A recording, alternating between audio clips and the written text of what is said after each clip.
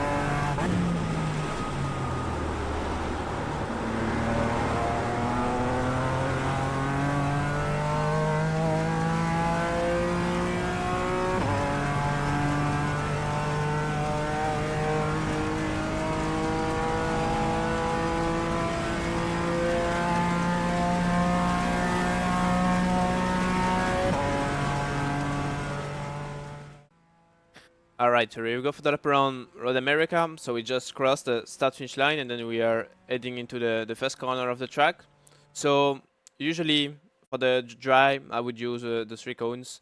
But this time on the wet I'm just going to brake, I think, slightly after the 4 cones. But actually I think it's closer to be next to the 4 cones. Obviously being next to them means it almost looks like it's you've passed them really, but yeah, I think I'm really braking when I'm next to the first row of 4 cones on the left. So yeah, it's quite early I would say, but in the other end you don't want to arrive with so much speed into the corner because then um, it's more difficult to control the car, and also I guess then you have to brake more chance to slip on the track because of the ABS and stuff like that. So yeah, you prefer actually um slow down a bit more on the entry and then have a really good exit because you can arrive with a lot of speed into the corner. But then with the wet, it makes it more difficult to find the traction. So yeah, overall around the track, the wet braking zones are almost the same. But yeah, I'm just trying to focus a bit more on even if the racing line are the same on the braking on most of the track, to make sure I'm slowing down a bit more on the entry, so then I can have a good exit and I'm losing less time. So yeah. So as you can see, the blue line is basically the wet lap, and the yellow line is the dry. So it gives you a nice reference as well in terms of racing line. So what I'm doing, also how careful you have to be on throttle. You see that around most of the track, I need to be a bit more careful on how strong I'm going on throttle out of the corners, and same on the braking.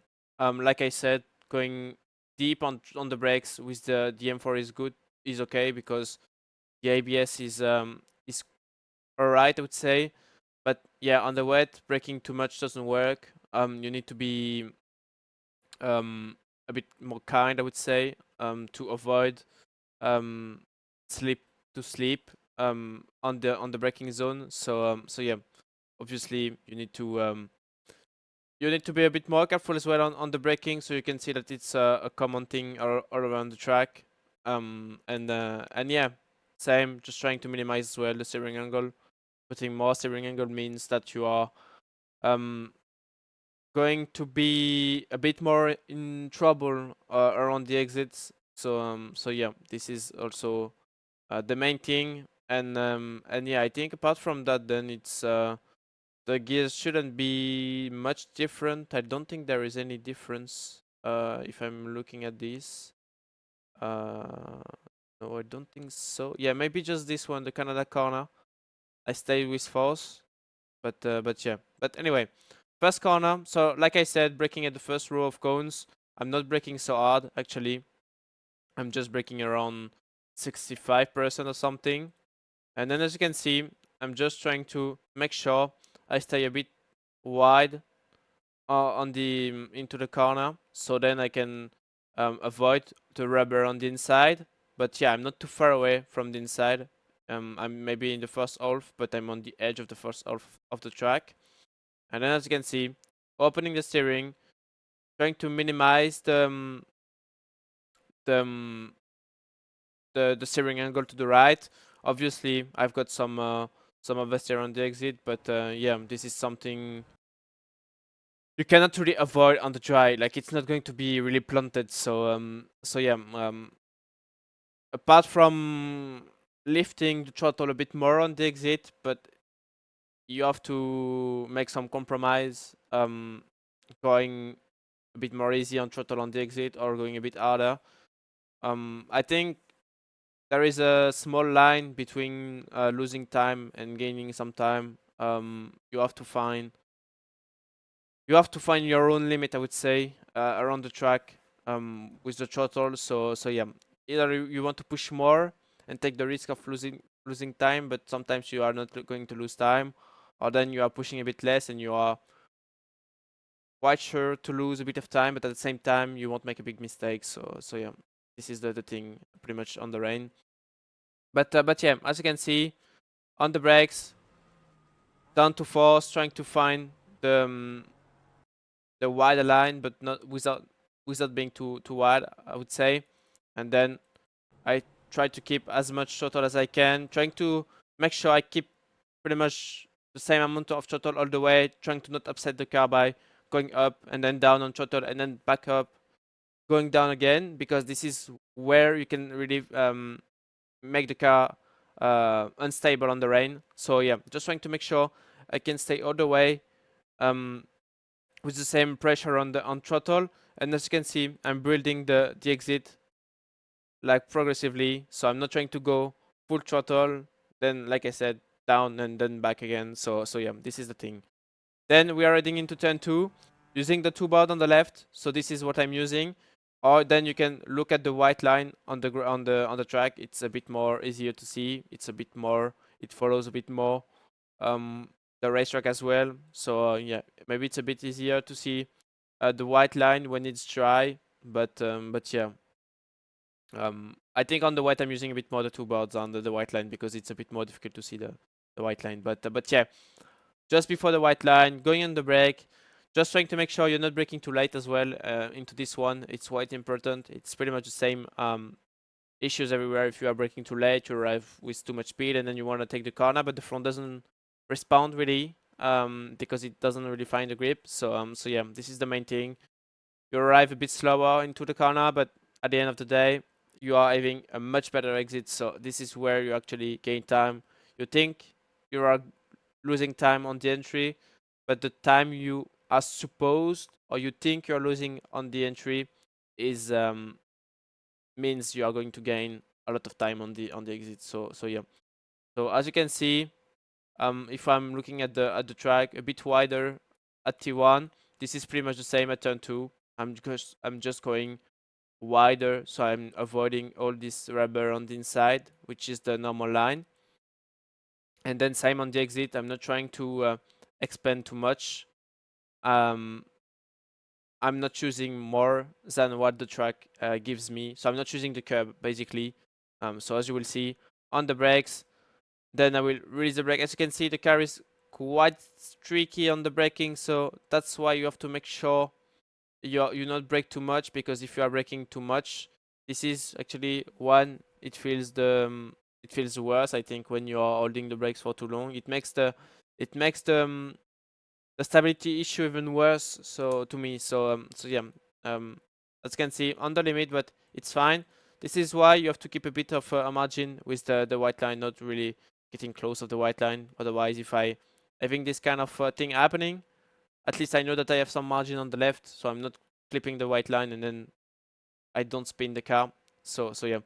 Then as you can see, releasing the brake, going on throttle, trying to apply what I did before, being smooth on throttle, trying to make sure I'm not going some sort of on-off, which can really unsettle the car. And then, like I said, not trying to use too much curb. I think I'm barely using the curb, just a little bit of curb. So yeah, just like that, it's fine. I'm not losing too much traction, which is quite good. And then we have the very long straight, so it gives you some time to rest, even if, well, you had the very long straight before the first two corners. But yeah, on the rain, it's good to have some rest, a bit more rest than on the dry. Then for this big braking zone, usually I would brake maybe at the 250, 215, maybe just a bit before the two board. So I think around there I would brake on the dry. As you can see, I'm off the line this time. This is the one braking. It felt like I needed to be off the line. So yeah, usually um, I could stay on the normal line, but this time I felt like it was better to go off the line. So yeah, braked on the left side of the track, went back to the middle because actually the rubber is more to the right, so you can see what's how the difference is between the dry and the wet. And then in terms of braking, I'm not braking 100% as you can imagine. I'm just braking around 80% or something. Yeah, 83% peak. So yeah, it's the biggest braking. I maybe close with the Canada corner, but yeah, it's one of the two biggest braking zone of the track. So as you can see, I'm not going over 85. So it tells you how less I'm braking compared to the dry. So yeah, just next to the three board on the right side, just going on the brake, same as what I said before, just trying to make sure I'm not braking too much to avoid the ABS.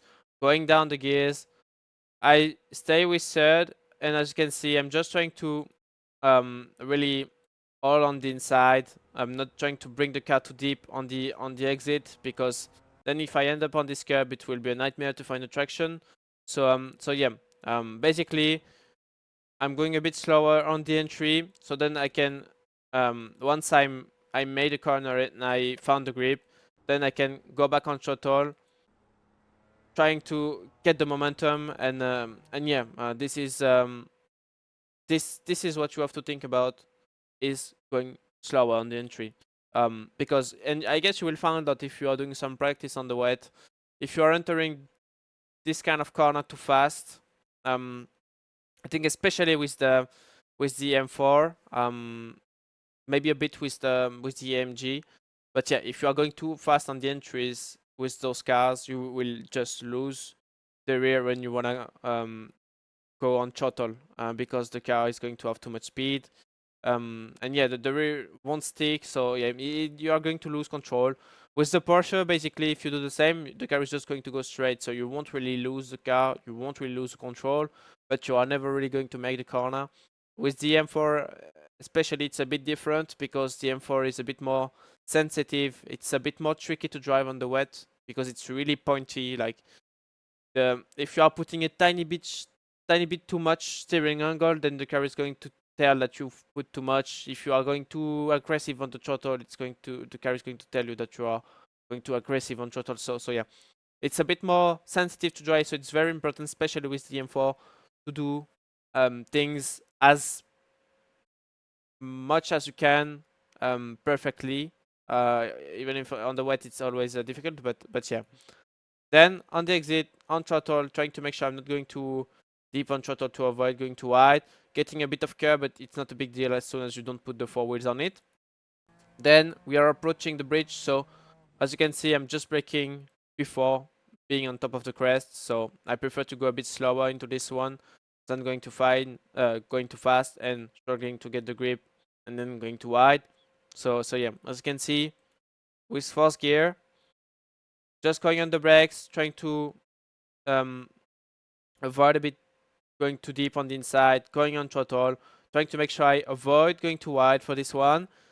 And then I will bring the car to the left, not completely to the left, I believe. Or actually, yes, I do. I think I did a bit different with the Porsche. I stayed a bit more to the right, but yeah, I think I did a bit different with the Porsche. I think I was going a bit more straight um, to the inside, but the problem with the Porsche is that it has less front end, so I don't think I can really do this line with the Porsche, like going a bit wider. So yeah, maybe this is the reason why. I think with the AMG and the M4, it's easier to do a line like this because it has more front end. With the Porsche, it's different because the Porsche is missing a lot of front. It's already missing a bit of front on the dry, so imagine on the wet how difficult it can be. So yeah. By the way, talking about racing lines, we didn't see how different it was. So this one is not so different, like I said. You're breaking off the line, but yeah, then it's pretty much the same. Avoiding to go wide, and then for this one, as you can see, same approach as what I did before. It's just about going. Wait, is it the no? It's this one. As you can see, just going slightly wider, but yeah, not so much actually. And then yeah, same as the track, the few corners before, not going so wide, avoiding the curb basically. And same again for this one, avoiding the rubber on the inside, so going slightly wider. But yeah, there is no massive differences. I think overall, it's just about going slightly wider in most of the corners. And yeah, you should find the grip a bit better. For this one, I think I'm braking when I'm getting past the three board on the right. So as you can see, getting past the three board, you also have this white line, which is just which is just right here. So this is also a good reference. I think this time you can see a bit better the white line compared to the turn 2. So yeah, I think this time you can use the white line, but yeah, up to you to use whatever you want. I think you are still far away from the corner, so if you want to use the three board and then look back to where you are going, I guess it's fine. But yeah, getting by the white line, trying to brake straight. I will bring the car with third, so as you can see, I found the speed. I'm not too wide. The car is settled now. Going on throttle, trying to make sure I find the grip on the traction. So I'm slowly building the throttle, and yeah, just trying to avoid as much as I can the outside curb. Well, I think I did okay. The more you can avoid, the better it is. But I think you're not losing too much time as soon as you don't put the four wheels on the curb. So yeah. Third gear corner as well. So then going into the long right, so the long carousel. So for this one, I'm just going all the way on the outside, as you will see on Delta. It's all the way on the outside. The I'm rejoining basically the dry line when I'm on facing the exit of the corner, pretty much. But yeah, from the exit almost of this corner, to the end of this carousel. I'm staying all the way on the outside. So as you can see, I stay. I'm trying to stay with some consistent throttle. So like I said before, the car remains stable. The car doesn't move too much, I would say. Obviously, you need to manage a bit because sometimes you feel like the car is sliding a tiny bit. So this is when you have to maybe release a bit the throttle. But yeah, as you can see, small moment on the exit. So that's why it's important to stay patient. I think I did maybe a bit too strong on throttle, but I haven't lost too much, I would say. One thing you can also do out of this one is to put fifth gear if you feel that the car is a bit on the edge. I think fifth gear works. I think I prefer to stay with fourth because um, I think I can get a bit more out of it. With fifth, I think I'm losing a tiny bit of time. I'm not sure I'm losing so much time, but yeah, I prefer to stay with fourth. I guess it's just personal preference this time. But yeah, surely if you feel that the car is a bit too on the edge, I think fourth, fifth gear should be better. Surely. Then same, avoid the curb on the exit. It's better overall. And yeah, then we are going to the kink. So the kink is a bit difficult because it's a really fast corner. You don't want to slow down too much, but at the same time, if you are not slowing down enough, you are going to get sent wide, and then you will lose all the grip, end up on the grass and stuff like that, and you are going to lose tons of time. So yeah, what I'm doing for this one is that I'm looking at the one board, and a tiny bit before the one board, I'm releasing the throttle, going a tiny bit on the brake, and then I try to bring the car on the curb on the inside. You can also use a bit of grass, I think, but yeah, I'm just trying to make sure I slow down the car enough on the entry. So then, once I'm off the curb, I should be able to go on throttle, full throttle, avoid the curb on the exit because this curb makes you lose quite some time, and also there are like big puddles in this thing. Like it feels like there is a lot of water, so you're losing a bit of time, and then yeah. So what I'm doing, one board, releasing the throttle just before the one board, going a tiny bit on the brakes, but not too much. Definitely not so much. If we are checking delta, it's just like a very small amount of brakes. For the king, it's like, yeah, it's maybe 20% or something, but it's definitely 25, but it's for a really short amount of time. Just until I'm reaching middle of the track, I would say. Then I just let the car roll a tiny bit, just going on throttle before going on the curb, and then once I'm off the curb, going full throttle, and yeah, done for the king. Fifth gear, I believe. So yeah, just about slowing down the car enough on the entry, get the curb, bit of throttle, and then once you are off the curb, then you can go fully on throttle. Then for this big braking Canada corner, I'm just braking pretty much on the same line as the dry. I don't think there is a big difference, as we'll see, in terms of driving. So it's yeah, it's just right there. So yeah, this was the king. So you can see that there is a very small difference. I'm just not choosing the curb, but this is the only difference into the king, not choosing the curb on the entry. But then it's pretty much the same, no big difference, and same on the exit, just avoiding the curbs. For Canada corner, for the braking, it's pretty much the same as well. I'm just going a bit wider because I think if you are going too deep on the too close to the left, you are losing a bit of grip. So just like this, keeping a bit of a margin from the left side, it's a bit better. But yeah, it's not making a massive difference, I would say. So yeah, braking just before the forward, so slightly before the forward, raising the throttle, going on the brake. Like I said, it's the second biggest braking point. So it's just about 85% or something. Then yeah, I'm just trying to slow down the car as much as you can when it's straight. Then when you are turning in, the car should be slow down enough or slow enough to make the corner. If it's not, this means you brake too late or not strong enough. But yeah, you have to make sure it's the same as the 90-degree corner, turn 4, I believe. If you aren't turning with too much speed, you can make sure it's not going to work. So yeah, either you're not on the right line, or then you brake too late, or then you didn't brake enough.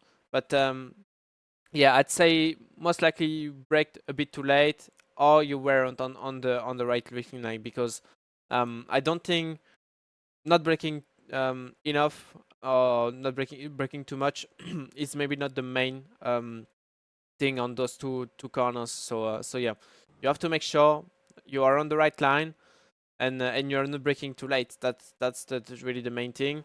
I think on the dry you are braking slightly after getting past the foreboard or next to the foreboard, but yeah, this time almost when you are out of this one, um, this left, which is not really a corner actually.